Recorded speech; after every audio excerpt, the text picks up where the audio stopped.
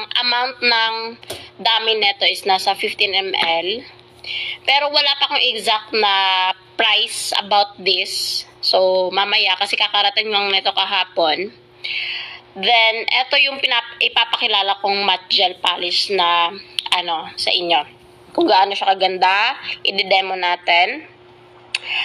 Tapos, as you can see, before, kung mapapansin nyo, sa pinakaunang-unang nirelease kong matte top coat is bilog yung bottle nun. Bilog yung pinaka-bottle nun, which is, ang binibenta ko nun is 2,000, masyadong mahal. So, for sure, wala talagang may gustong bumili nun. Kasi bakit? Sa sobrang mahal. Ngayon, nag-isip ako ng ibang paraan kung paano or saan makakahanap ng magandang klase ng matte na gel. Eto na nga yun. So, kasing laki din to ng mga normal type ng mga gel polish na ginagamit natin. Then, ang kagandahan kasi ng matte gel na isa sa mga dapat nating malaman na dapat sa mga gamit na meron ka is yung matte nga. Kasi kapag meron kang may ginagawa kang, for example, art ng tawag dito, chrome powder. So, hindi naman pwede na basta-basta ka lang magpapahid ng wala kang matte. Right? Am I right? Hindi ka pwedeng papahid ng chrome nang wala kang matte. So, alam lahat ng mga artist yan, ng mga nail artist yan. So, eto ngayon, nagbabaka sakali na may magkagusto sa sarili atin na matte gel. So, eto. Ipapakita ko ngayon yung quality na meron nito. Okay, we'll see ha. Ganyan yung consistency niya. Okay. Kung makikita niyo to sa in reality, talagang mukha siyang matte talaga yung niya, label ng consistency ng gel niya. Pag i-apply ko siya sa kuko ko ngayon, you will see the result ha. Right away. Okay. For example, eto. Kita niyo yan? Yung kuko na yan. May gel top coat siya. So, lilinisin natin. Ayan. Once na malinis na siya, dali lang. Once malinis na siya, apply natin yung matte na to. Mura lang to guys, mabibili lang, affordable lang siya sa sa inyo. So hindi ko siya mamahalan. Papalitan ko na to yung previous na matte na in-offer ko sa inyo before. Ayan. So applyan natin ng matte. 'Di ba kapag mag-chrome powder kayo, may matte talaga. Unang-una sa lahat yan. Hindi pwede mawala yan sa list nyo. Kapag mag-chrome ka. Okay? Then, kapag na-apply mo na siya, meron tayong LED lamp dito. Okay? Ayan. Mabilis lang siya matuyo. Then, kapag natuyong-tuyo na to, saka mo siya makikita kung gaano kaganda yung quality ng matte niya. Mabilis lang siya matuyo eh. Ayan.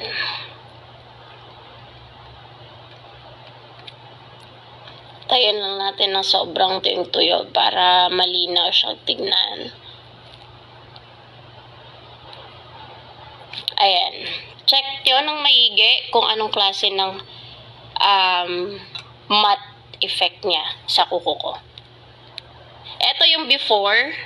Wait lang ha. Kukumpara natin. Ito yung before kanina. Kung makikita nyo. Ito yung nakamatte na.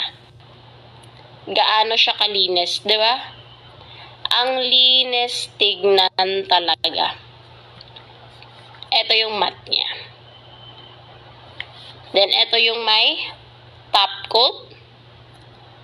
Ayan, maganda pa nga yung top coat natin eh. Kasi tumubo na yan. Ito naman kapag may matte. Ayan. Tuyo na yan. Yan. Sasampulan natin ngayon yung magiging effect kapag ka malalagyan siya ng chrome. Okay? Kasi usually, ang hinahanap kasi ng mga nail art, especially me, naghahanap ako ng isang magandang matte finish product na hindi nag-i-spill up yung chrome powder. Alam niyo yung chrome powder na parang mirror effect. Yun yung mga gusto kong klase ng matte top coat, which is eto na nga yun. Eto na yun, nasa harap nyo na. Diba? Eto na yung matte top coat na hinahanap natin. So ngayon, bibigay ko yung sample ng using our eto yung klase ng chrome powder ng chrome gel pala. Chrome gel na binibenta ko rin. Actually, meron na yan. Naka-on hand na yan. Ayan. Makikita nyo yung pinaka-result niyan. Sandali lang. Check natin.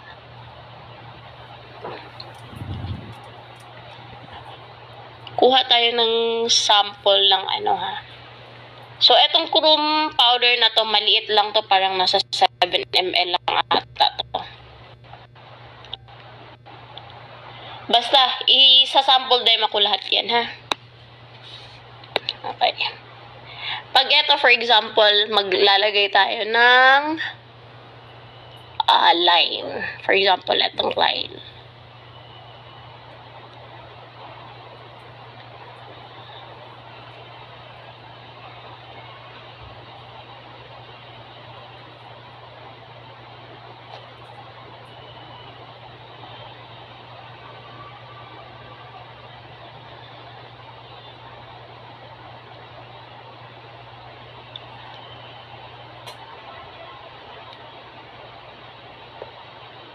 Ang effect ng chrome gel na to is para siyang naka 3D effect. Okay, para malaman niyo lang. Mura lang din to. Maganda din ng quality nito.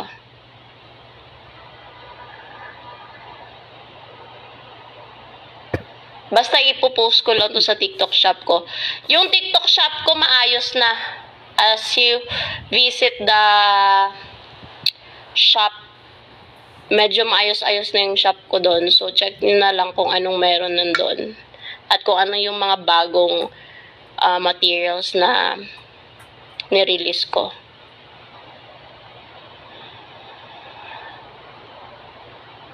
Hindi ko lang maayos ng line, ha, kasi mahirap yung position ko dito ngayon.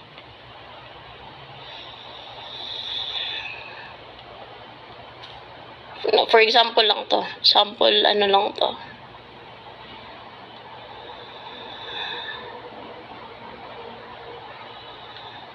Okay? For example, ganyan yung itsura.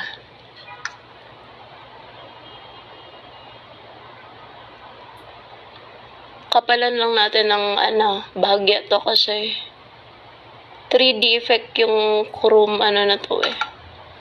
Anyway, once na matapos ka, okay, dry up natin yung chrome gel na to. Make sure na yung chrome gel na to, etong i-apply mo ngayon, which is yung atin, it lasts at least mga 60 seconds. Bakit? Kasi mas pinoprotektahan niya yung matte top coat na mag-spill over.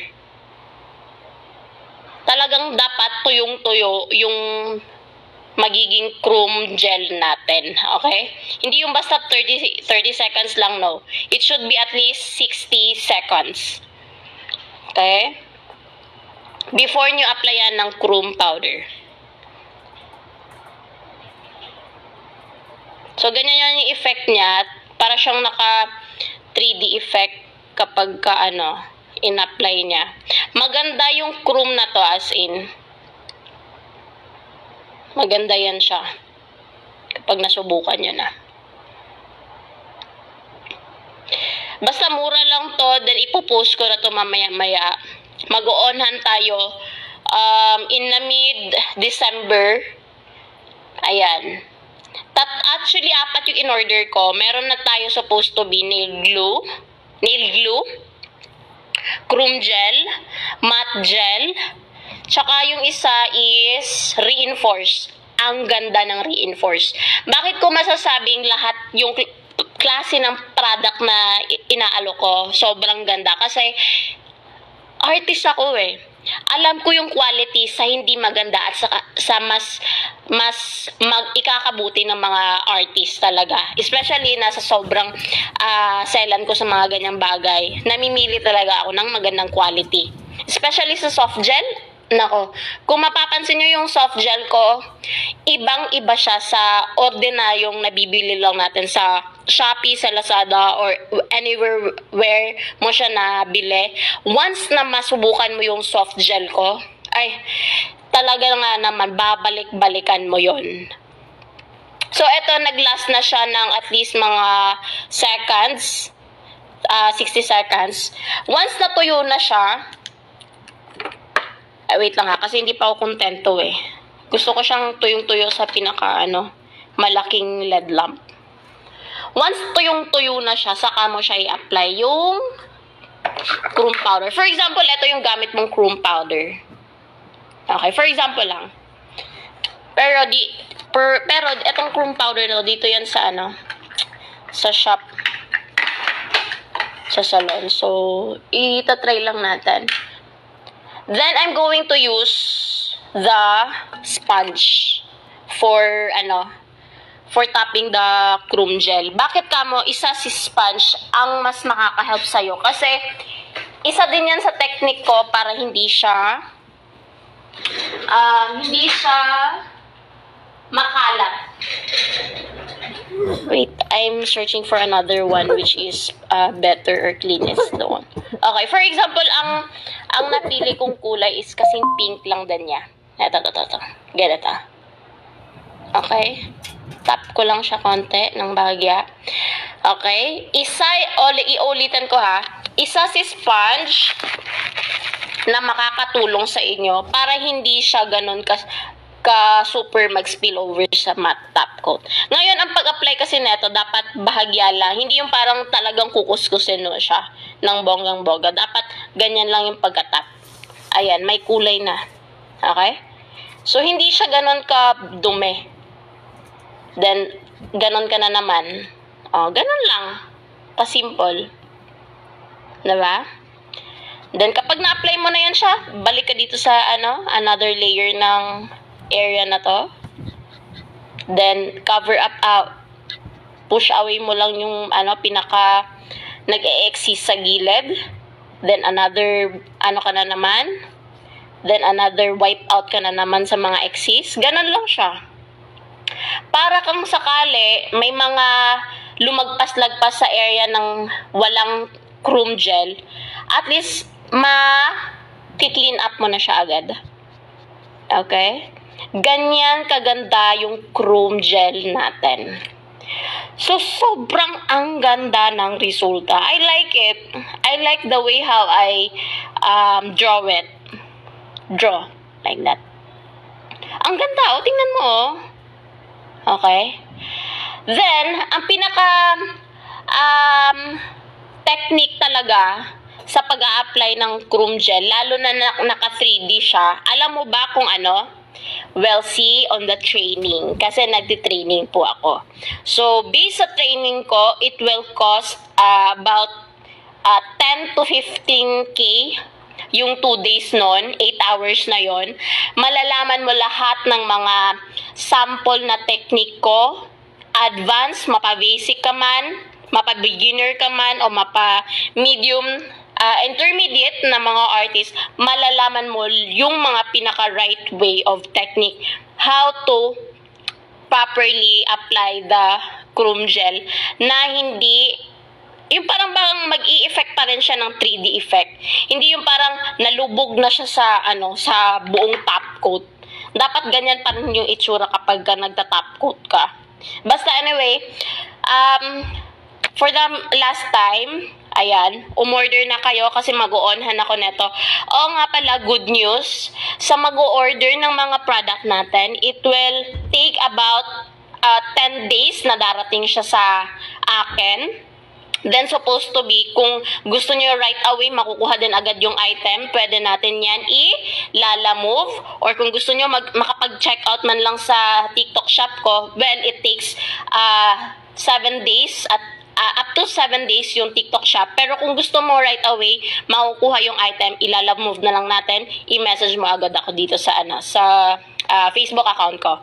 So, ayun. So, hope to see you guys na sana mag-order kayo at masubukan nyo na yung item ko. Ayun lang. Maraming salamat. Bye-bye.